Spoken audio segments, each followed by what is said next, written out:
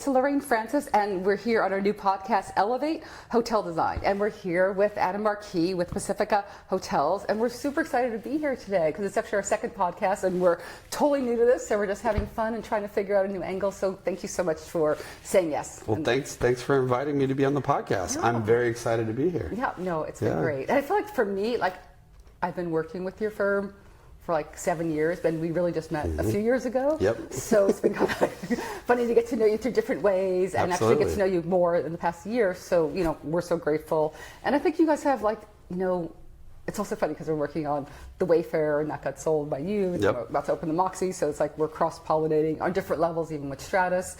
So, but I think kind of working with you lately and it's kind of just like knowing the history of your company. So, I mean, we're going to go outside later, but it's just beautiful seeing this 50-year timeline and what's happened with a family-owned business, and that's always tricky. Very tricky. And then you being with the company for 14 years and being the president of the company, so that's amazing. And, you know, also starting from Santa Barbara and then moving down to Orange County and kind of making that transition a couple of years ago and moving to this fabulous new office. So it's great to be here today in your new office. Well, thank you. Yeah. Thanks for inviting me to be on your podcast. And I just want to say, you know, it's always nice to know the vendors you work with and be personal with them, and you're as personal as they come, so appreciate the relationship. Good. Well, we're all about like long-term relationships, so that's kind of what we value, so it's important to us. And also having fun, and I think for us right now, it's also about like having great clients and like, and makes us perform great for our clients, and also it's such a long collaboration, like design, and it's like you're like married for years on projects, and it's like if it's not going to be fun, if you're not going to have that glass of wine at the end, or just that hors d'oeuvre, or that kind of laughter, and like just kind of sharing that journey, you know, because so many people are involved, and it's like, why do we do this? Like in my career, it's like you get so into the trenches of working, and progress and returns on your investments, and then you know, you kind of figure out, at least I did in my career, like, oh, it's about relationships. It's about working with people you want to work with. And usually you have the most successful outcomes when that chemistry is perfect. So exactly. And then mistakes happen, and you just like, you rally. You collaborate and listen, as Vanilla Ice said. Exactly. So. But talk about like the history. So, you know, family-owned business, and how's that been going for you? So. Well, no family business really thinks they're going to be a family business. It just kind of happens. And so you have to let that evolve and then stop and pause and say, okay, how do you do this? And there's no written rule book. Every family business, and we've met several, we trained at Harvard about 15 years ago. We've gone to family transitional conferences, East and West, where you meet, you know, the fourth generation Kohler family, and you know, you realize there's a lot of static in these family businesses if they don't resolve things when things come up. And so we've been very conscious about that as a family, and you know, I love working with my siblings. We have 2 siblings that sit on our board. They're really educated, they've been trained. How many siblings altogether? There's 5 of us. Okay. Yeah, How many are involved in the business? There's 3 of us. Okay. So Matt Marquis, the CEO, I'm the president, and then Chris Marquis, he's the youngest of the family, and he's our EVP. So he's in charge of all the transactions and investments. So. And your father's name? Dale Marquis. He's the proprietor. So, you know, I got to work with him for several years when I joined, and even as a kid, you know, you grow up not totally knowing what your dad does or your mom, and I remember driving up to the Central Coast, and that's when he was buying up these beautiful beachfront hotels. We call them like Motel Pluses. A lot of Best Westerns back then, but amazing locations, and I'd sit in the car with the big old cell phone, and he's like, I'm going to take a conference call. Can you take notes? And he'd have a yellow pad. This was a CPA trained executive. And I said, sure. And I had, you know, I was 11 years old taking notes for him, and we'd go to the Spyglass Inn, and he's like, what do you think about these plaid drapes? You know, I'm like, I don't know about that. So just having those little tastes early on really, you know, didn't tell me, hey, I want to be a hotelier, but I always remembered those as good experiences. And it's like memorable for that road trip. And keeping family involved, and we've tried to do that with third generation, is just, you know, having these retreats and less business oriented, but more fun, more education, more of like, hey, you're a steward in a family business. And sometimes when you're executive in maybe a different organization, it's like, how do I get ahead? How do I progress? And in a family office or family business, it's really how do we progress? What's the best thing for generations to come? And so we try to have that purview, and we use consultants to help us. They're not always right, but it's, you know, you can't just rely on your own your own wisdom sometimes. Sometimes you hit walls and you need to bring in experts, and I think we've done a good job doing that. And for the proprietor to finally let go of some of these things and pass the torch per se, I think that, I give my dad a lot of credit in that arena, because he's 81 now and has done an amazing job building this family office and letting us kind of steer it in the latter days. And it's put your own vision in. It's been a ride, and it's been exciting, and you make mistakes, like you said, but you also find new avenues and ways of building a family empire, we'll say. Okay, so what happens at Thanksgiving dinner? Thanksgiving dinner. I try not to combine. As a family business, you see your family every day. You're thinking about your family. So sometimes on the holidays, whether sometimes with mom and dad, you want to check in, but I try to keep those kind of in silos sometimes. The holidays, just to get some reprieve. But we do so much together, and working with my brothers has been a real treat, because I always call us like the three-brained machine, and we all have different experience and backgrounds, and when we come together, we come out with really good ideas. Yeah, that's been fun. Oh, that's cool. And I think you talked last week, we were talking about this, about how you're going to Vegas next week, and you're bringing your team, and I think that's like treating it like a family. Like I treat my company like a family, and and you have to keep it a little, don't get too much in the weeds. I've kind of learned to pull out a little bit to not get into everyone's personal stuff, but I think it's also that celebration of bringing people together during hard times and good times, and taking those moments out to really celebrate, because you have the staff that's, all these different hotels everywhere, and really kind of celebrating that. So when do you kind of look for that forefront, or what's the vision of next week, or is there a word that you're really trying to bring people together? COVID really aligned us with our operating team, and we have a different dynamic. We have a holding company, investment team, and asset management team. Yep. And then, so that's Invest West. Yes, okay. Invest West Financial, and then we've been around 55 years. And then Pacifica kind of just evolved from us saying, hey, we're going to buy these motels in the 80s and 90s, and let's use the apartment people to run them. And then we started getting more sophisticated as time went on. And so Pacifica Hotels was really formed in the 90s. It was a legitimate operating company, and it's just really, really become a sophisticated operating company, top 50 management company. And so we take a lot of pride in setting what that vision is and building a culture. One of the things we did during COVID with those shakeups was, who are we again? After 40 years, or I think we hit our 50-year mark during COVID. And so we got together with our brain trust of executives and said, you all have a tenure of 100 years in this company. Our COO is 26 years, our head of people is 25 years. And how long has Stephen been with you guys? Stephen has been, I think he's going on 10, 11 or 12. Yeah, he's up there. I think it's also, besides Sandy, was like business development. I'd see Stephen everywhere. I'm like, how do I get to the Marquis? Team me up. We've talked to Stephen a lot at conferences before that. So, whenever we bring someone in long term, we're like, we got to get to know them and make sure they're the right culture fit. But culture is number one, and we reset all of our core values during COVID, and it came from our people, which, you can hire consultants and re-engineer the world and try to be this big Fortune 500 company, and we feel like if it's not coming from our people, then it doesn't really matter. Yeah. They're not going to care about it. So we've got new ethos, core values, which you'll see on our wall outside, and we use that as kind of the precipice of our retreats. So at our company retreat, we go to Vegas every year because it's the most fun, and it's actually financially feasible. It's harder to do it in California. It would be surprising. Yeah. And our theme this year, we have a theme every year, and there's a mix of fun, education, and philanthropy, and some training. Yep. And this year we are Pacifica Hotels Live, which is a spinoff of SNL, Saturday Night Live. So, we'll have a big stage, and we'll have our team collaborate and come up with actual funny sketches that are educational in the hospitality industry. Good. We're going to the Sphere. We're doing some fun dinners, and it's a good time because we invite all the director of sales, the general managers, and all of our corporate staff. Okay, so you have like 100. So about 170 people. Yeah, that's a lot. That'll be fun.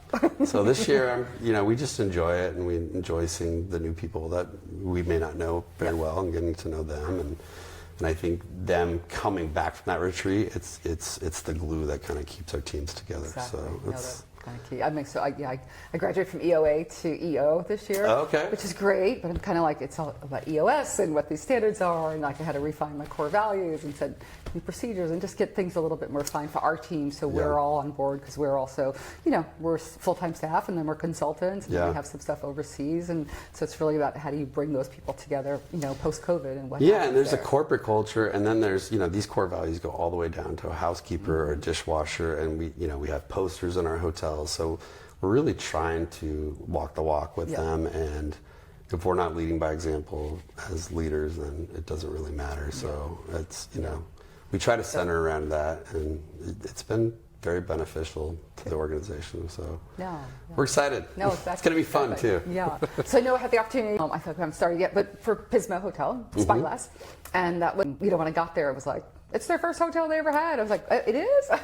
So it's kind of just nice seeing the history of that, and kind of like just like hotel. Seeing that's your first hotel. And so even talking about like, and even I think I didn't really even know that some of the other hotels weren't branded before, and now they're branded. So I saw you had, because we're working on a new tapestry, and I saw you had a bunch of tapestries. So kind of where are you going with like the branded hotels and the unbranded hotels, and kind of like overall, how many hotels do you guys own right now?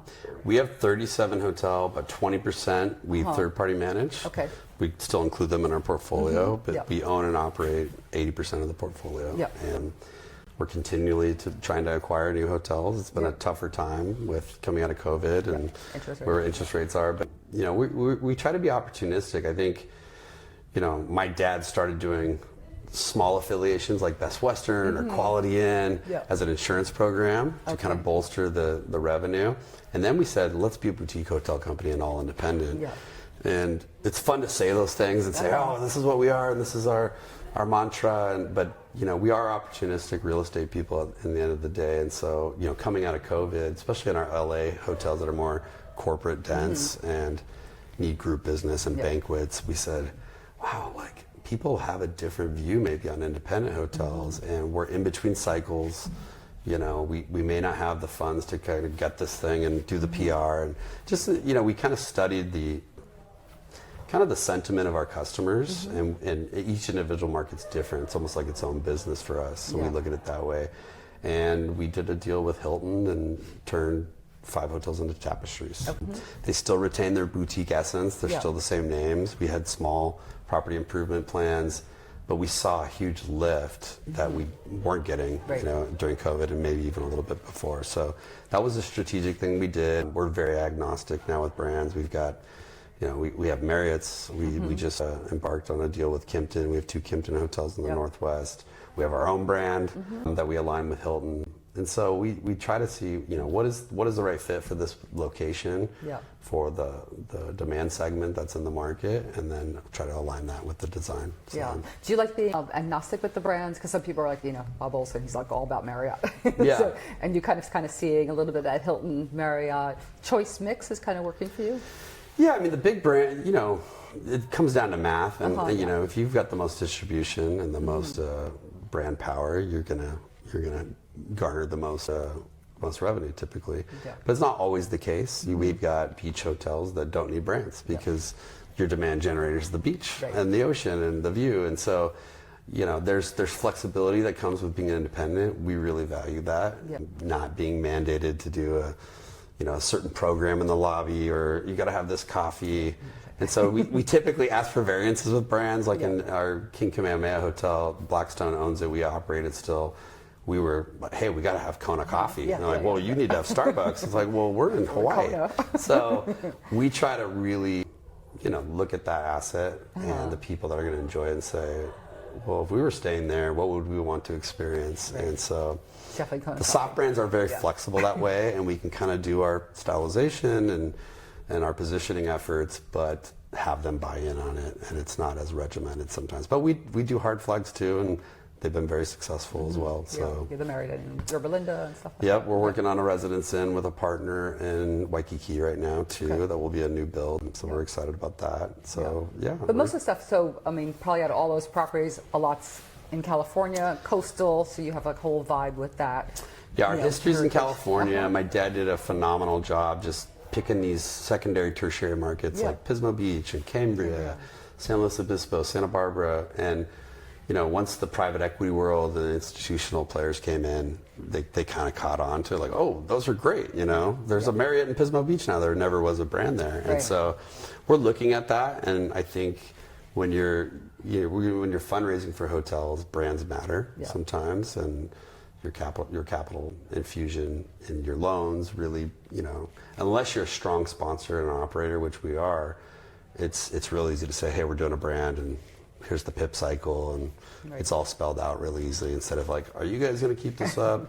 Do you know what you're doing? And so we have the benefit of both sides, and we can, like you said, be really agnostic, because at the end of the day, as investment people, our main goal is to return equity to our investors, exactly.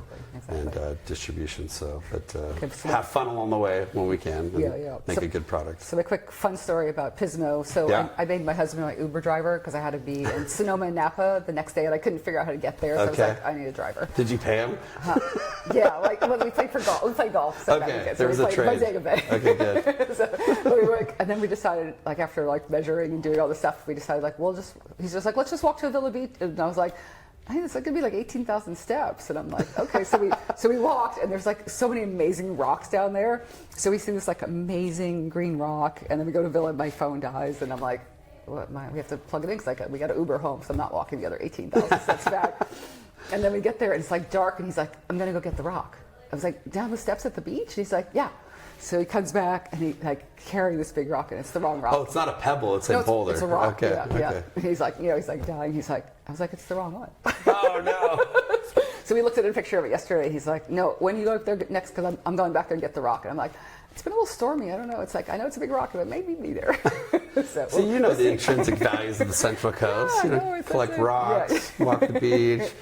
Well, hopefully you gave him a good tip as your Uber driver. So he did good. It was good. It was nice to go. Good. That was Avila Beach, you said? Yeah, Avila Beach. Yeah, Avila Beach is beautiful. We've tried to secure a couple hotels there, but it's like a little gem. Yeah, no, it's a little gem like that. It's a just don't go boogie boarding on the ocean. It's a little walk from your property. Great white shark attacks out there.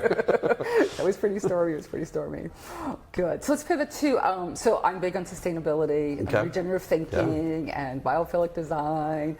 And I don't know, I'm just trying to think where you're at with that as a company, or how do you look at that with, also return on investment, because I'm always about making it good to talk about it money-wise, because it's important. But even I do some stuff with MindClick, and they're really trying to bring it to the whole ESG story and what's going on. So kind of that feeling I need to evolve and without breaking the bank. I think our consumers, they care about that, and so I think there's a fine line of us posturing too much, where it's propaganda, hey, look at all the things we're doing, and being too overt. But I think in subtle ways we're trying to do that. We have cards in all of our rooms that say, hey, we value being green. Right. So if you don't want your towels washed, please just hang them back up. And so, we don't try to have waste. We have recycle programs at all of our hotels.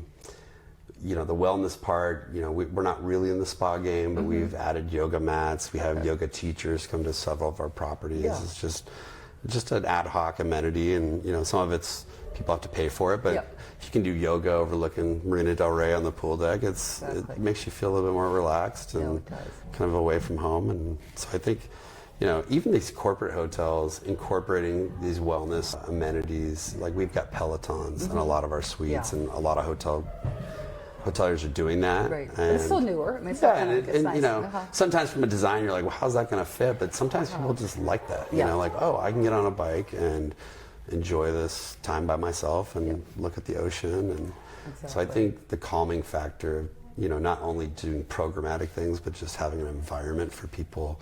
I'm going to do paddleboard yoga out in Jamaica Bay Inn, and we have a partner with them, and they get a discount. And so I think having those amenities for people to tap into is important, because that's what creates loyalty. And if it's just a bed, everyone's got a bed. So it's a differentiator. We care about it. I wish I could do more and be LEED certified in every property, but we buy older hotels, and we're just trying to make sure the air runs sometimes. But it's always on the forefront of our mind, and our operations team is always on the cutting edge of what we can do from a technology standpoint to to just try to eliminate as much waste as possible. And I know you want to talk. You're going to manage Templeton, the Cambria Templeton. Yeah, we're excited. So I was thinking actually we have a lot more cross pollination because we're talking about we're working on Il Calibre. So Pacifica Hosts bought that. So we're kind of I said we are, but I thought we still owned it, but we don't. Host owns it. You previously owned it, but it's kind of just like, seeing what we're doing there and kind of also with Stratus Brothers and kind of, Templeton and also the Santa Barbara Tribute. We're trying to get going and you managing both those properties. And I walked the first time, you did Bellamar for us, and I didn't know that you did that, but I'm like, this is the greatest room design. And we did it on a very tight budget. Very tight budget. But I was like, wow, how did that happen? And that was when you were with Gensler. I think. And then full circle, when we met the Woods, I went and stayed up at their Sonoma property, and I said, wow, the perceived value that you create in your designs was really surprising. And I was like, okay, and then Stephen put us together on a lunch. Exactly. And so I think what you can envision at these hotels, and designers always want the best materials sometimes and the most budget, and that's the dream. Just design whatever you can. But the real world, you have to pick and choose what you're going to design. And I think when we're aligned with designers that have that same vision, it's like a home run. So I'm excited to work on. We're working on Residence Inn together, working on Spyglass, and just having we like to look beyond the trees and think outside the box. And when we can get vendors and friends to look the same way, it's a win usually for us. Exactly. And I think actually, so we're converting both of those into tapestries now. The Sonoma and Napa. Oh, yeah. Yeah, so we're working with Ohana on that. Oh, wonderful. So we're actually we're also getting the name. It's going to be called the Knoll Hotel and El Centro. Oh, that'll be great. So we're Ohana's a great group. Signage right now and everything like that. But but we didn't have to change that much because it fits into the Tapestry brand because I think our always design approach is like approachable luxury. So in this whole thing that should be welcoming, and I think it was so great. The biggest compliment I think was David Wood's kids went up there like the first weekend, and they opened the closet and they were looking for the robes because they're used to staying at nicer hotels, and they're like, no, it's only slippers and a towel. Exactly. Well, and sometimes you can get around the status quo of we got to get a robe. And I know at Hotel Hermosa, I know you didn't design it, but we had ponchos hanging on a skateboard truck that was a hanger. And it was just whimsical things like that where people feel they're getting more value than they thought. And it's kind of a surprise moment. Exactly. I think it's fun. It's fun. Design can be tricky because, you want to make something comfortable and not too wowy and out there, but I look at it, especially if you're staying there one night, I want to be wowed. I want to be like, that's unexpected, and this shower curtain's different. It's got the California Bear on it, or it's a different tweed or a different color, and that doesn't fit every profile location. But it also doesn't cost that much. It doesn't cost that much. It just takes a little bit of thought and collaboration, and you seem to exemplify that with your design. Yeah, I think we like to have that. Yeah. But I think I went to the Ace in Palm Springs and they had those Kafkas. Yes. I had a bulldog then, and I was just was walking around at 5:30 in the morning with my Kafka and the bulldog, and everyone's like, "Oh my God, that's your dog." Was it an English bulldog? Yes. Okay, I have an old English and a Frenchie. So I know Frenchie was going to be my next one. He's on my phone, but I can't get it because I'm going to travel. I travel more. So. They are a breed of their own. They are. They're characters. Super awesome. Yeah, but yeah. Well, I used to be against pets, and it's going to sound bad, but I kept going on our hotels and are we doing pets? I'm like, oh yeah, but they smelled. Yeah. And so we got smart about it and said, okay, we're going to LVT the flooring. We're going to designate certain rooms. And now we've, during COVID, we kind of opened up the doors because I think people are more responsible with their pets. And we have weight limits and things like that. But it's more people are traveling. Those are their companions, They It's all not always the spouse or significant other. It's like, this is my dog. Our dog come. And so I go to Marina Del Rey, and so I've kind of really, gotten leaned in on okay, this is fun. And I see big dogs in our Marina Del Rey. I'm like, okay, they're probably jumping up on the tables, eating things. Because it's like my house. I didn't want a dog. I finally got a dog, and it's like, now you're on my couch all the time, and I'm used to it. So. Called L for love. Exactly. Good. So I think I went to your opening party at the Kidney in Venice. That was a cool hotel, and I felt like all the murals in that atrium were really cool, and it was dynamic. It was a nice little story, a little hidden gem out there. So, and you guys throw great parties. Yeah, we do. We try to throw good parties and make it fun. That's an interesting brand. We started the Kinney thinking this is a white space brand. It was going to be this kind of limited service lifestyle, artistic focused brand, and then we kind of said, let's just keep this one and develop the Wayfair, because it was too hard to have two different widgets, and they were overlapping. Yeah. But that was a great hotel. We commissioned Robert Vargas, who's one of LA's prominent muralists. He just did the huge Otani mural downtown. And I feel like he was painting that night. Maybe he was painting. He did a the demo, and he came out with the Vans, the president. They were doing tacos out of a truck. Yeah, and I was there. he has a network of professional skateboarders.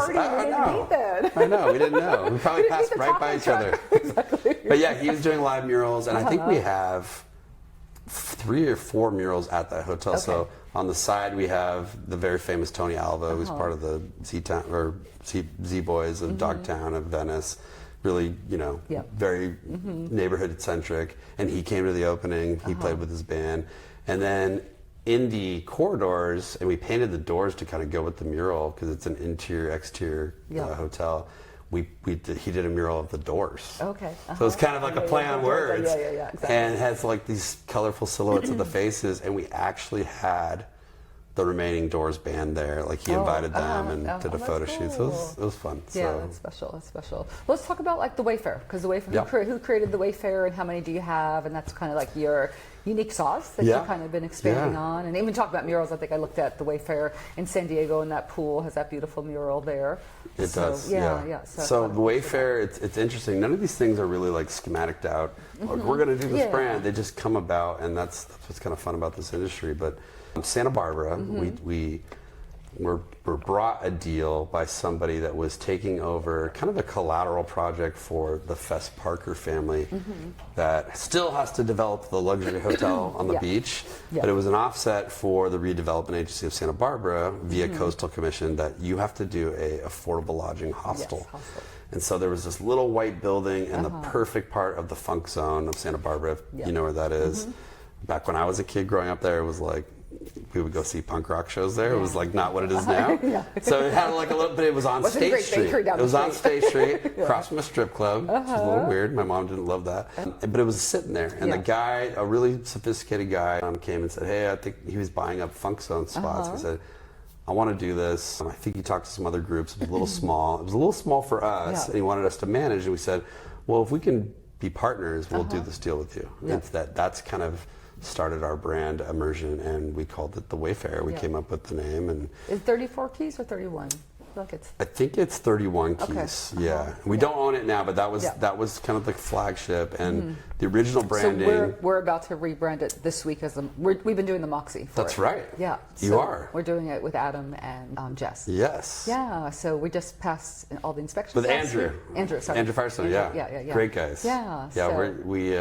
I know them very well. Yeah. It's been that has been so tricky with the building department. Like the first 2 months, it was like, we lost your PDFs. And I'm like, and then they're like, your PDFs are corrupt. I'm like, what? So we had a unique angle on that because the city wanted something to get done, because it was just sitting there with weeds, and all the brick and mortar was done. We had to repipe and do all the interiors. So it was actually a pretty good deal, but it was small. And we said, okay, it has to be a hostel. And so we dove deep into what is a hostel. Went to Hosteling International, went to Hostel World, and we almost collaborated with them, and they said, I think we could do this. We just have to check these boxes, and if we can do that, it's legit. And so we came up with a design, and we had to have a certain amount of beds. You needed 100 beds. So that compelled us to do the rollout bunk beds, and they were very crafty. They would roll out of the top, and some of them had multiple bunk beds. Some of them were Murphys that just came out of the wall, but it felt really cool and fun. But the one thing that stumped me was, okay, we have to have a communal kitchen. How is that going to work? And I've been to Europe, and it works there, and it's like college kids. And I'm like, how's this going to work in Santa Barbara? And we made this beautiful kitchen with like marble tops, and and it was funny that when we opened the hotel and I saw people coming in the kitchen, I was like, wow, this is working. People were sharing food. They were cooking steak together, breakfast. They were putting labels on their juice in there, and it was not micromanaged by us. It wasn't. And it was just amazing to see that and say, wow, Europe has something. It's like, America doesn't know what we're doing. And it was this cool community we called it a postal, or a hostel with a parentheses around the S. And we said, we should start this. So that was kind of this white space thought of, we're going to do more of these smaller hotels and have them elevated and have we tracked RevPAB, so revenue per available bed, instead of RevPAR, and we actually made more money selling the bunks individually than like selling an entire room. And we would do both. And we were on Hosteling International, we were on Hostel World, but we were also on Expedia. So we were kind of straddling all sides to check the box, but we really acted like a luxury hostel. And we had a pool right there on State Street. We started collaborating with EOS, one of the local clubs, and they would do our Sunday fun days and DJ out of one of the rooms and just invite everyone from the club the night before. And got a little out of hand because we didn't have a real liquor license. We were, giving PBRs over a portable bar, but it was just a fun community thing, and I really think it was a good anchor for the funk zone and all the new things that were emerging there. So I had to really fight to keep the Rock'em Sock'em robots. Okay, yeah. And I was like, it's so great, and it's backlit, and like, Merit was like, no, it's got to go. I was like, nope, it's not going to go. It's like, it's great, and it's like, I was interested in how you were going to convert that to a Moxie, but Moxie's kind of avant-garde. And we actually just, so we're actually doing this great tapestry between the new kitchen. I mean, the kitchen's there. We just moved the stove to the other side, so it's still there. We have like a little. I'll send you pictures and stuff like that. We'll go up there and meet it. But it's fun. It looks great. So wonderful. I was up there like 2 weeks ago, and it's just getting the final touches right now. Well, and Andrew and Jess are the right owners because they lived there. We lived there when we were doing it. We now live in Orange County, but and now the llamas. You need to be there and give it the TLC it needs because it's a community hotel. So Exactly. great for Fiesta too. Have you been to Fiesta? No. It's the annual, old Spanish Days of Santa Barbara celebration. I think it's in July. And they have parades that come right down State Street, and so it's just a great. You should post up there during Fiesta. No, I will. Okay. Eat some tacos. But even we're celebrating because I think Andrew's sister does coffee. So she's got the llama. So the llama is every Moxie has to have a mascot. So we use the llama. So and then we got rid of the giraffe, huh? Got rid of the giraffe. I was like, you want it? Do you know where the giraffe came from, though? No. So the Santa Barbara Zoo used to have this old giraffe with a crooked neck. Oh, okay. And when I was a kid, it literally lived like 30 years, I think. And so we were like, let's just. People that are local will know it's the giraffe from the Santa Barbara Zoo. Again, a couple of cracks. And we were moving. But that was kind of our first. Really aggressive departure from being like, we're going to be a hotel and be like, we're just going to try this and see how it goes. And we're charging per bed. We had doctors on Harleys coming up. We had bachelorette parties checking in. But it felt safe enough where families could go. Yeah. We had really comfortable beds, and just having a pool on State Street was You see a lot of parents from like Santa Barbara there. Yeah. So it's great for that. Yeah, we'd have buyouts, people, family reunions. So I miss the hotel. So I wish you guys the best of luck. And I think we're holding it in good hands, and it's good. So we're excited about the opening. But then, so the most recent Wayfair was San Diego or SLO? San Diego. We converted earlier last year, and that was a stable product in our company it's a 30-year-old hotel. It's called the Blue Sea Beach Lodge. It used to be a Best Western before that, and then we deflagged, and then we said, we started saying, what could we do with our critical mass of portfolio to, make more Wayfairs, and so we chose the San Diego property and the San Luis Obispo property. San Luis Obispo was a Kinney, so that was our second Kinney, and we said, let's morph that into Wayfair. It already had the stylistic design. We put about $1 million into like a property improvement plan to kind of thematically make it a Wayfair and standardize some things. And then we spent about, I think, $1.5 million, $2 million in San Diego, just really redoing their suites. They've got these beautiful 8 suites that are 2 bay suites, and they have 2 bathrooms and 2 sit on the pool. And so we just really dialed those up and put, hardwood flooring and the bunk systems. And so the brand has evolved. It's right on Pacific Beach. Pacific Beach. So it's right on the sand. We've got a surf school out front that we have a partnership with, and we've got a little supper club next door that they run about 4 or 5 supper clubs in PB, and they're kind of like our full service food and beverage partner. And then we added a cafe, so we have coffee and paninis and more for the pool. Order your sandwich, and we expedite that food. We use Toast, the technological app where people can log in and charge it to their room, and then. Again, we want to be, Wayfair can be a spectrum of service. We call it like our tailored service brand because some are more select service, and then some like downtown LA are more full service where you have the rooftop and the speakeasy, and we're doing movies in the basement, and so it's just, but it's, fun. it's a great brand, and we think it's a good white space. And there's been a lot of brands emerged that are similar, but we've aligned it with the Hilton Tapestry soft brand now, and we still have the independent in San Diego, but we feel like it's a great, if someone's wanting to do a Tapestry hotel or a Curio, it's like we have this brand, and we have a 60-page branding book, and we've got pillars and all the good stuff that you find with the major brands. It takes a lot of work. It takes a lot of work. I go through like the 500 pages of the Moxie. And again, you can't go to school, like branding school, to figure this out. You just, it evolves, and then you say, okay, we have to refine it. And I think as an independent, it's a lot of work. You see, who are the guys that just sold to Hilton? Graduate. The Graduate. We know those guys, and we've talked to them. I'm a real big fan of. They actually just sold the rights for the brand. They didn't sell their hotel. Yeah, so that's always kind of the end goal. Is like, okay, we're going to flip this or keep it ourselves, and it takes a lot of work, and it takes a lot of sweat and tears, and then you got to figure out loyalty and all those things that the brands do really well because they've got.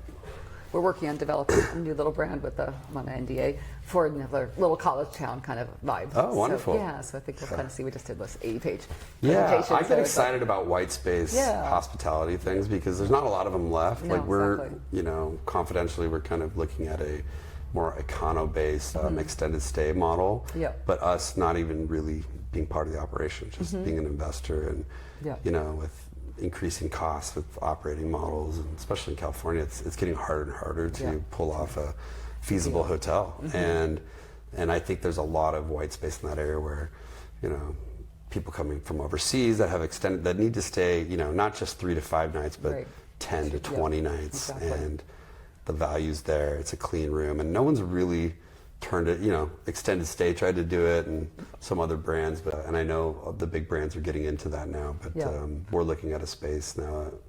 They've got the widget down, and they know like how long it takes to clean the room, and they've got all these other intrinsic operating nuances to it, and it's pretty exciting. So again, I think opportunistic is our game, and whether it's upscale down to limited service, we're really open to different opportunities and joint venturing with people that have good ideas. I think it was kind of interesting because the whole, it seemed like staffing was the big issue during COVID, and it was also seeing like innovation technology, and even like I went to the one hotel in Nashville, and just getting the concierge app and be able to like just talk to someone, and like I didn't need to see anybody, and it was like so easy. And even we work with Zool a lot, and they have some nice kind of using a lot of technology. So it seems like technology has helped part of that gap with staffing. So, but still seems like staffing in Central Coast is probably a little harder to kind of get. Locationally it just changes. I think the technology is good. I'm always, let's prove out the technology before we totally go full bore in it, because there's a lot of, they don't always sync with the hospitality industry. You go to the tech conferences and I'm like, wow, why can't we just do this tomorrow? But until the big brands use it, it's really, and then they vet out all the bugs, because all these APIs have to talk to each other in the POS system. And it's like all the stuff that's boring for this podcast. But that's, it's fun. Like the QR code got way overused. And, there's a point where I'm like, I'd like to see a menu at our hotels. Like I can't even read these, and I'm like tired of using my phone. And I'm tired of seeing the QR code everywhere. Like we should just wear shirts and QR codes to find what my name is, But I do think it kind of was a wake-up call, like, we can do a lot of things. And people know how to do it. They're amenable to, I'll get on my phone and do that. And so we have AI chats, concierge programs, and they're great. It's like, I was just talking to a dog wash company that comes to your house, and it's called Barkus here, and like, oh, Adam, how was your ski trip? We'd love to come by tomorrow. And then I'm like, and it's like, it is after hours. We will get back. I'm like, oh, this is an AI chatbot, but you sound like a real person. I thought I was talking to like a real person at their desk. And it's just, so I think AI, we've been doing a lot of research in AI, and we use AI for investor letters and research, and it's going to change a lot of industries. I'm just about to go into a 12-month It could be exciting depending on what you're doing in the industry. I think it's just happening, so you have to, to me, it's like you have to embrace it. So for us, it's like some joining. I think EOA has this like some guru, so he's doing a mastermind. So I'm like, all right, sign me up. So it's once a month, and you kind of come up with a plan and figure it out. But we're using, Midjourney, and even actually at the Moxie, we just had to do the elevator. We found this it was like an eyeball. It's like all this crazy art, but we couldn't afford the $5,000. Yeah. And then we were just going to do vinyl. So we just tried it in mid-journey. We probably did 50 tries, and we got something, and we're like, and, you know, they all came out in like 3 minutes or less, and we're like, this is perfect. And you know, when we showed it to Marriott last week, they loved it. So we're like, this is great. So you know, so finally, my husband's an artist, so it's also it's weird space for me. It is hard. So, you know, I used to study art, and it's like the fine art part is like, oh, you got to go through the process and draw it out and sketch. And I love that process, but it makes it a whole lot easier. You know, I mean, I went to a private touring of an AI startup company, and they're like, play with, like, put in any logo you want, and then talk to it. Don't type it in. Okay.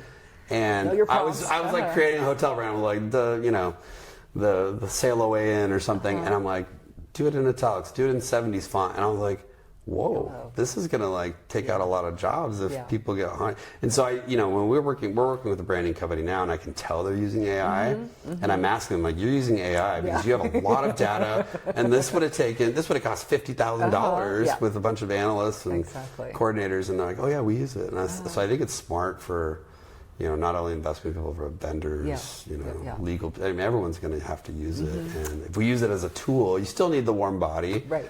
But it's amazing what it can spit out. Yeah, no, it's scary. But it's just embracing it and kind of like, I think we're just saying it's just another, you know, assistant designer or someone kind of starting some process and kind of using it. It's just like, let's all dabble in it and not be scared of it. Yeah, use it as a tool. Yeah. So it's coming. It's coming. It's rural. Can't avoid it. Exactly. When they can mimic my voice on a call, that's scary. Like when you call Charles Schwab now, they're like, could we use your voice as the prompt? I'm like, I guess so, yeah. I know. We're like, sure, new frontier, let's go. It's like, it's out there. What else do you see going on, like in trends and stuff? Like, how do you keep up to date on trends? We go to a lot of conferences, you know, a lot of it's like, okay, that's what we already know. But having one-on-ones with other principals, you know, like you running your own design company, it's great to like get your insight because you've been there, done that. And, you know, it's also nice to get kind of a youthful perspective, even if they don't have a tenured experience, but like, hey, what's going on? You know, everyone kind of like pounds on Gen Z, but I tend to like one-on-ones and be like, what do you guys want to see? Like, what do you care about? Like, what's meaningful to you in a hotel experience? So I think I like one-on-ones, face-to-face with people. I mean, it's been very hard with COVID, with everyone on Teams, and you know, those are tools to get things done. But the water cooler talk's really important with the right people, and so, you know, I'm a part of Young Presidents Organization, YPO, and there's a mix of CEOs and presidents here in Orange County that I really respect, that I think are a lot smarter than myself. And, you know, some of them are sports teams owners, or, you know, one of them's a Super 73 electric bike guy, and, you know, just seeing their perspective on how they sell things, how they do their marketing, and where they think trends are going is important, because sometimes as hoteliers we're very traditional. You know, innkeepers have been around since the age of era, you know, the inns, and we can get kind of horse blinders on and saying this is how to do it, and love the brands, but they get very, you know, horse blinders too. And so it's nice to see people find these white spaces and flip it on its head. And I think, you know, Ace did a good job when they came out and started doing their hotels, and you know, then the brands start buying those hotels, you know, and copying those things, and it's fun to see the evolution. So I really take pride in talking to people that are smarter than me, and asking a lot of questions, because you can really kind of start believing your own stuff and like, oh, I know what I'm doing. And branding guru. The older I get in this industry, the more I'm like, I don't know anything, you know, because it's changing all the time. Exactly. So. I think one of our core values is curiosity and kind of that growth mindset. And if we're not growing, and even like for us, we've been, you know, with COVID, it's still been hard, but I'm like, go out and see places. I'll pay for your drinks and go to a hotel. And it's like, just charge it to us and just like, you know, go explore. And it's still been a little hard getting our team to do that. And I'm like, very hard. No, I'm going to pay for it. No, go. And but I used to be a consultant, a hospitality consultant for PKF, and worked under Bruce Baldwin in downtown LA. And it was the best training ground because I came from operations. I worked for Walt Disney World Resorts. Learned a ton there about guest service and how to treat guests and just the product that you're offering, and being a cast member, not an employee. And then I moved to Hyatt, and it was kind of the boys club before they were public, and learned how to grind and do all-nighters and work at big boxes, and it was a great foundation. And then I went to the feasibility appraisal side in LA, and I got to travel the world, Italy, Mexico, And I was this young 25-year-old kid being like, I don't know what I'm doing, but I'm underwriting new feasible hotel projects in Mexico, and you know, they want to do an upscale motor coach resort in Mesquite. I'm like, okay, how do I do this? Like, and so just being able to learn different markets is really important, and seeing a lot of performance numbers, it helped me come into the family business saying, okay, I know California markets now, and if we're below them, we need to strategically renovate or reposition our hotels, not out of ego, but out of maximizing revenue for our investors. And I think that was something that we did collaboratively with our operating team to like, how do we step up a little bit, and not doing it out of an ego standpoint of like, we just want to make things beautiful and be in magazines, but it gave us credibility, but it also gave us really good returns on our investments. So I think thinking strategically like that is important with hotels, and not doing too much, you know, because, you know, no one's going to see around the corner sometimes. And, you know, you want to do enough for back of house so that your employees feel good and they're bought in, and it's a comfortable place. But you may not need to put the parquet wood floors in the back of house because they're going to get all scratched up. You know, it's like, put some LVT back there, or, you know, put some FRP on the walls. So yeah, I think having a foundation of, I like what you said about seeing other hotels. Our first internal designer that we hired, because even though you hire outside designers, it's nice to have an internal person that you can talk the language with, and they can go toe to toe. And the first thing we did is we put 50 hotels in California. We're like, this will take you a year to get to, but we want you to tour every one of these hotels. And they were all hotels that we kind of thought were cool, you know, and had a spin on them. And I'm like, learn. In one of the hotels, we came up with, oh wow, somebody made a PTAC cover, because we had a lot of motels with PTACs, and you know, you can't just do central air in some of these hotels, especially on the coast. And so we said, okay, let's go make those in Vietnam or China, and we're going to put louvers in them, and now people can put pots of flowers and frames, and you don't have to stare at a big, you know, HVAC system. So little things like that, and we try to get our ops teams to do that. Like, go to your competitors, like see what talk to the general managers. What's working? What do you like about their lobbies? I love that about, we worked on Sheraton in Kauai. And I feel like, because it's an island. Beautiful hotel. Everyone talks to each other.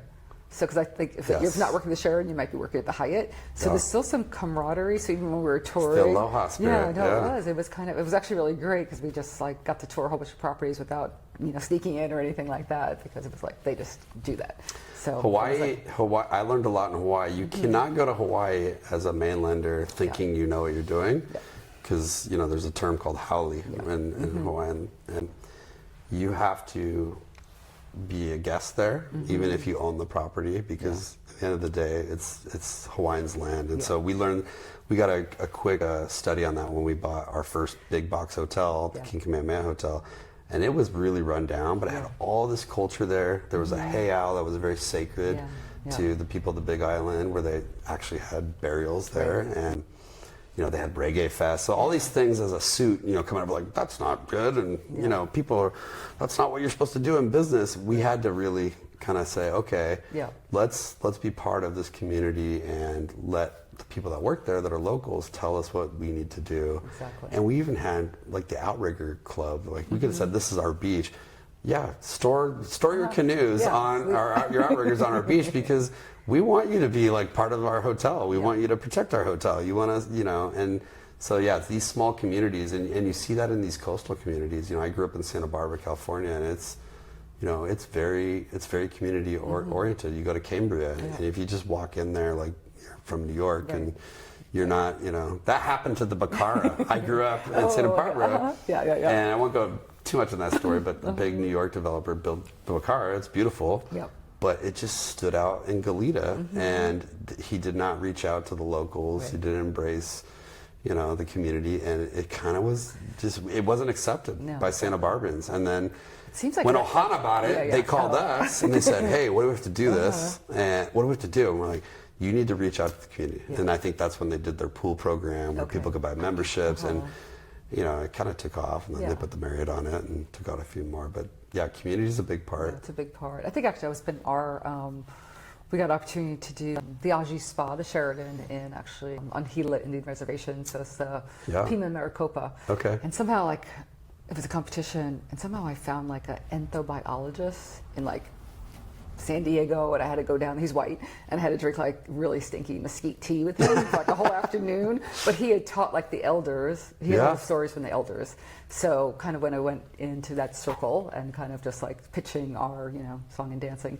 But I think kind of taking that time was really important. And I think actually, for our career, that got us into Barry Stern, like putting us in a competition for the Phoenician, and even that one was also, doing 5-star to 3-star budgets, so that got us into budget stuff right away. So putting the money where it belongs, but I think also telling the story, and I think the competition was from New York, and I think people think like the desert's like Albuquerque, and it's like something else, and it's like no, the Phoenician is Camelback Mountain. It's the whole there's a cave up there, blah blah blah, all the stories. So it's kind of like I don't think people do that work, and it doesn't really take. And there's a fine line, you know what you know in a community, and then sometimes when you hire designers or PR groups, they're like, this is what it should be. Right. We were designing a hotel in Santa Barbara, the Woods Hotel, and the first iterations from, we were working on branding before we sold to them, and they're like, let's do the Chumash Hotel. And like, I grew up with the Chumash tribe, like in my backyard. Amazing people, and a lot of history in Santa Barbara with the Chumash Indians and Native Americans, and but they didn't realize like this is on Indio Muerto Street. That means dead Indian in Spanish. It's like, and so we just like, hey, some of these things can't be so literal with design or positioning because you're missing the mark. And same with our Wayfair in San Diego. Like one of the themes in the Wayfair branding is being obsessively local and really true and genuine to like the neighborhood. And Wayfair means pedestrian by foot, so it's like enjoy the neighborhood, not just this hotel. Right. And that's why we partner with other people in the neighborhood. But if I just have a bunch of posters of like people surfing in Hawaii, it's not going to connect with Pacific Beach. So we did more flora of San Diego. We have hues of the ocean, but we have like the blue goddesses, I call them, by the pool, and they're just these really cool abstract faces facing the ocean, and it kind of leans you to where you need to go. And art's kind of fun that way, where we want people to interpret it, not like I need to be told everything in every step. But it kind of has to be that whole like it's there. It doesn't have to be in your face, but if you want to like dig in for extra 10 minutes and look at something, you learn something. If you don't, you can just hang out. And if the people that don't care, they're like, oh, that's a lovely blue face, So. Exactly. Okay, so what's going on for Pacifica next 1, 3, 5 years? What's going on?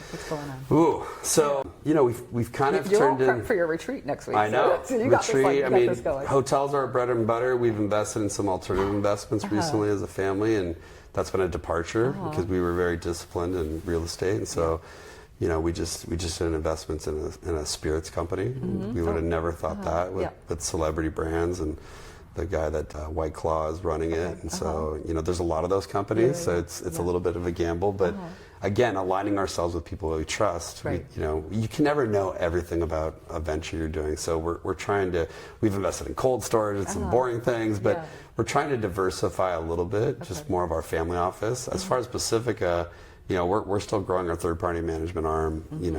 At one point we were trying to be out there for everyone, and kind of mimicking an evolution, or hey, let's manage for every group we can think of.